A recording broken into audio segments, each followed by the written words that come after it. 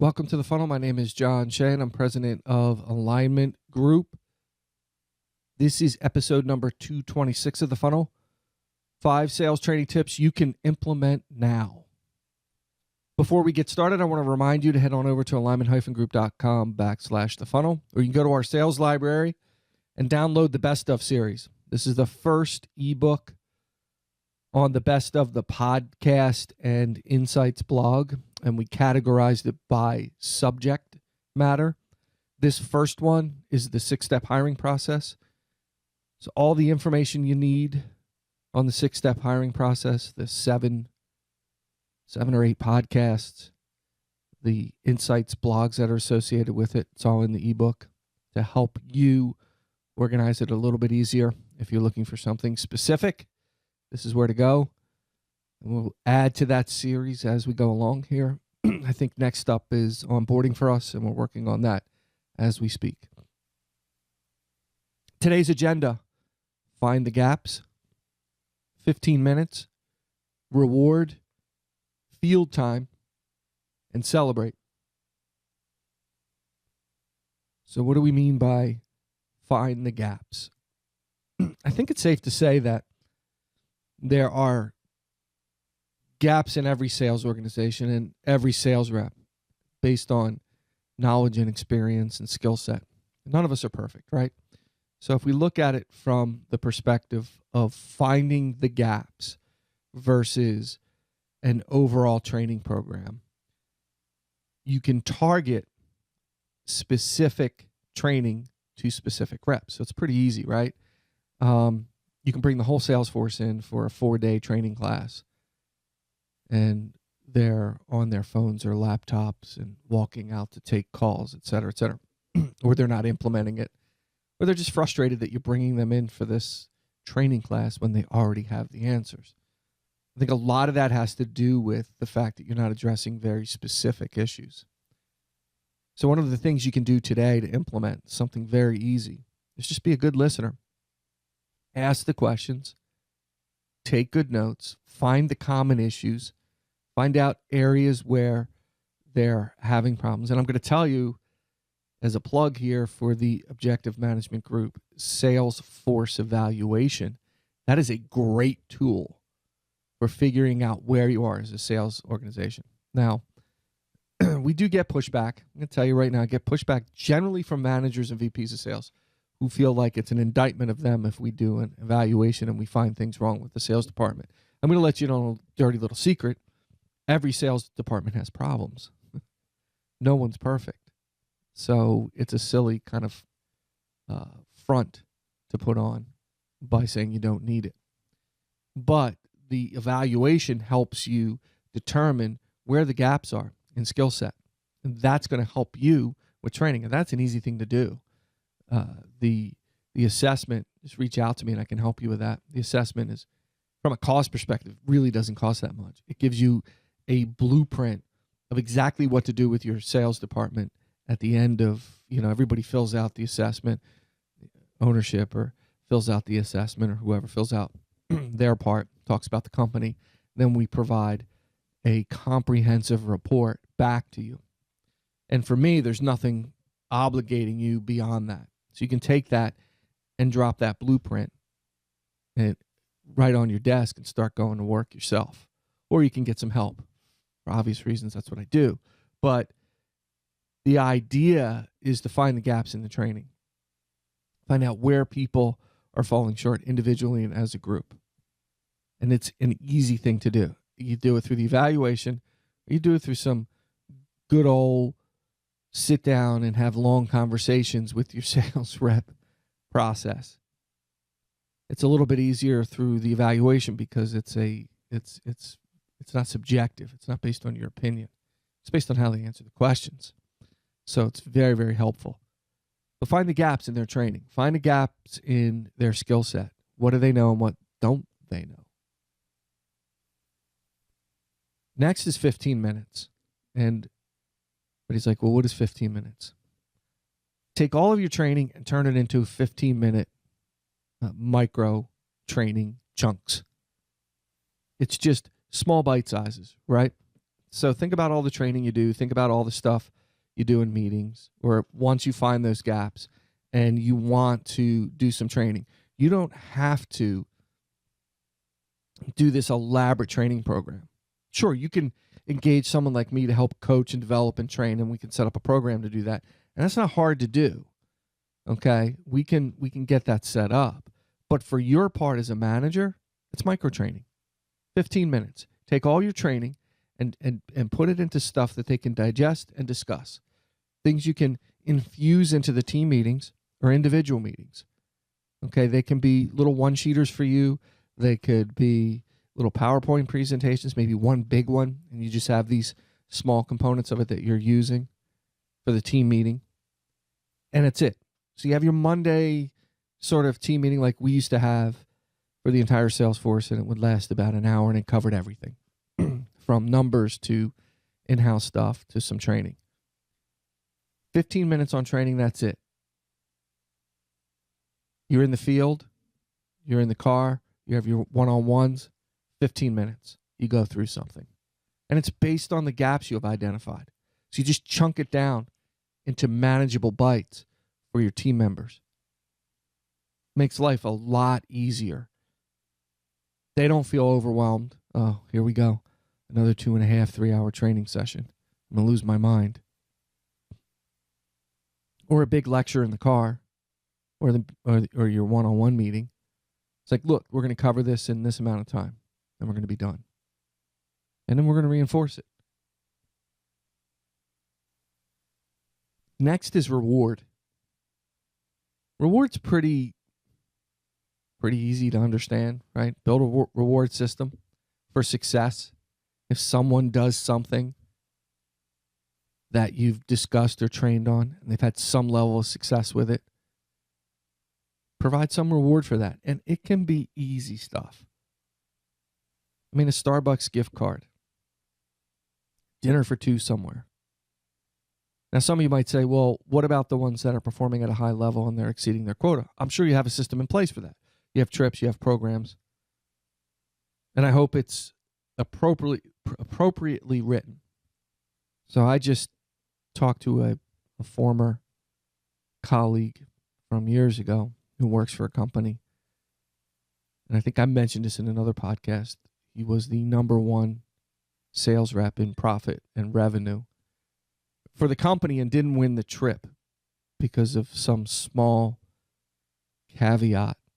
And there were new people that had been there less than 3 months, 6 months. I think like maybe 6 months. And a year that won the trip with a fraction of the revenue and profit margin. So he exceeded quota. He hit big numbers, but because of this one silly component, he didn't make the trip. But the part that drove me kind of over the edge was that people that performed at a lot less of a number made the trip. Now, that's silly. So your reward system, I digressed here a little bit, needs to be fair. It needs to work for everyone. So I'm assuming that you have some system for exceeding your numbers and hitting your quota, trips, contests, stuff like that, bonus opportunity. Talking about rewarding the success within that small area of training. So you've spent a lot of time talking about it. You do these 15-minute chunks. You've implemented it. You're doing it. You're riding in the field. You're doing it in your one-on-one. You're talking about it in team meetings. You're sharing that success. Well, you know what? So-and-so did this, this, this, and this, and we hit it. She made it. Here's a $25 gift card to Starbucks. I don't care what it is, but something that rewards that kind of behavior, that rewards them getting involved to the point where they want to get better at what they do. They're coachable, right? And they do the things that you're talking about, and they show some success. Success breeds success. It's rewarded. People get excited about it. Some people like that stuff. Some don't. That's okay. They can look around and say, hey, there are people that are committed to this, that are doing what they're supposed to be doing, and they're getting some benefit for it. In addition to the other stuff that we have in place, this is kind of cool. That's what I'm talking about. It's simple and easy to implement. You get a small budget for it. You buy the gift cards, you buy the gifts, whatever it is you want to give away, whatever works for your team, the dinner for two, whatever it is. You build out the 15-minute training sessions in small chunks, and you start the process, and you start talking about it. You show success as a team. You share those successes. The rewards are the cherry on top. Field time. Let's talk about field time. It's simple. Take it to the field. Here's what works. If you're talking in context of what they're doing out in the field versus some fake scenario in a training class, the scenarios have their place. But you sit through a week of training. You have this sort of fake company you're trying to sell to, and you go through the entire process. Then you present at the end of the class to the proctor, the person who's giving the training class. Okay, you stand in front of them and you do a presentation in your small groups, and then some group wins. But at the end of the day, most of the groups have success in selling to that person, right? It's A plus B equals C. I've talked about this in the last podcast. You have a television show. You have 1 hour crime mystery. You have the beginning is the crime. The middle is the frustration of trying to solve it. And then at the end, you have some big breakthrough and the crime is solved. It's the same with training. Beginning, middle, end. Oh, this is the problem. This is how we go through it. And this is how you sell. And in that world, it works every time. In the real world, it doesn't. So if you take it to the field and you provide real-time feedback, so that's like coaching, right? That's success, coaching in the field. That's going to help your sales rep. That's going to help the team. Now you can come back to a meeting on Monday morning and talk about a success or failure in real time with real prospects in the real world. That's what gets people excited. And then you get really good feedback from your team members. That 15 minutes of talking about that, that's money. Your senior level people will get involved and say, I find this works great for me. Hey, have you tried this? This is how we did it over here. So you're fine-tuning that little chunk of training that you've put out there for the team because you've gone out in the field, you've practically applied it, it's in context, so people can grasp it because they're doing it every day. Makes all the sense in the world. Take good notes.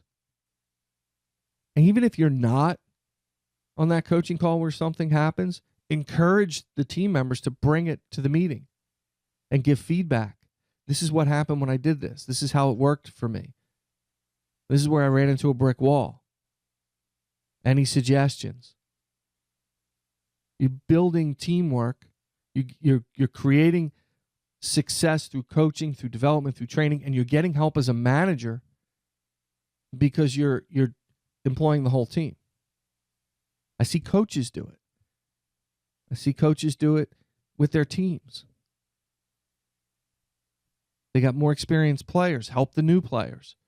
Tell me what works and what doesn't work. How did this work for you? This is what I saw on the field. So the coach doesn't have to do anything. Well, not that they don't have to do anything, but they don't have to do everything, I should say.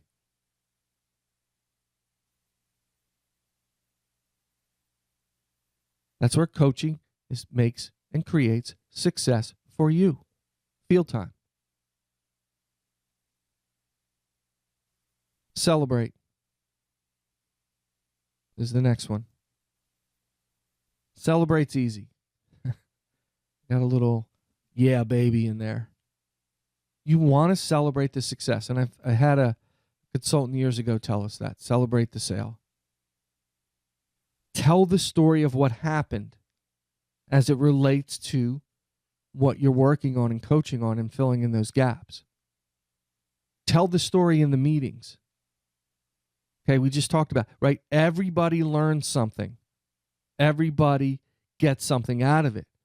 But you're celebrating that success and you're cheering them on and they're excited about it and they're getting a reward for it.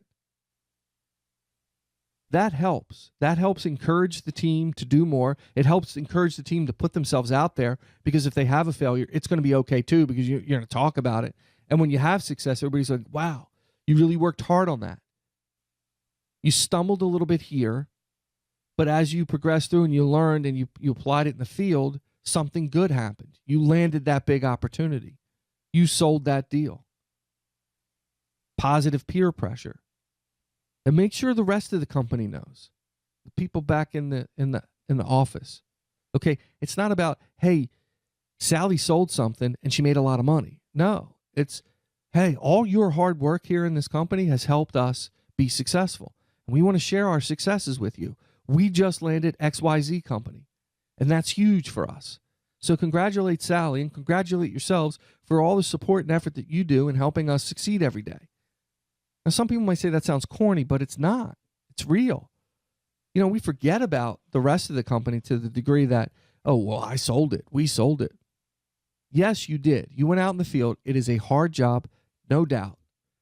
But without the support of billing and accounting and services or whatever it is that you have in your company, you wouldn't get very far. And they know that. And sometimes they just want to hear how to go. You know, it's like for what I do. People call me all the time and say, hey, I've got this scenario, or I'm doing some coaching sessions and we're going through very specific scenarios. And I say to them all the time, listen, do me a favor. Let me know how it works out. Because I get excited for them. So celebrate the success. Make sure everyone knows. You can talk about the failures. You can deconstruct them. You don't have to point fingers and blame, but you can talk about them in your internal sales meetings. Hey, we missed this because this happened or whatever. But the celebration needs to be big and strong. Keeps a positive motivation going. When the times are tough, it helps people. These are things you can implement right away. Reward system, something inexpensive with a small budget will work. Chunking down your training to 15-minute increments, taking it to the field, bringing it to meetings, talking in context. All of this stuff is doable in a very short amount of time. Okay, you might say, well, you recommended the sales assessment. I did. It doesn't take that long to do an assessment. Somebody agrees to do an assessment with me today, you probably have the results. I usually have the results within a week or so. It all depends on who finishes the assessments, right? So if I'm waiting for a single sales rep, I can't deliver the report. But if everybody does their part, it doesn't take very long. So none of this takes a lot of time. It's a little bit of effort to put in place and build it out, but you can implement it right away. And you can start seeing long-term successes from it. So don't be shy about jumping in and trying something like this. Thanks for subscribing to The Funnel. You can find us at alignment-group.com/thefunnel. Social media, we're everywhere. Facebook, Twitter, LinkedIn, etc. Contact me, jshay at alignment-group.com. Of course, you can find us at the website, alignment-group.com. Again, thank you for subscribing. And as always, keep filling the funnel.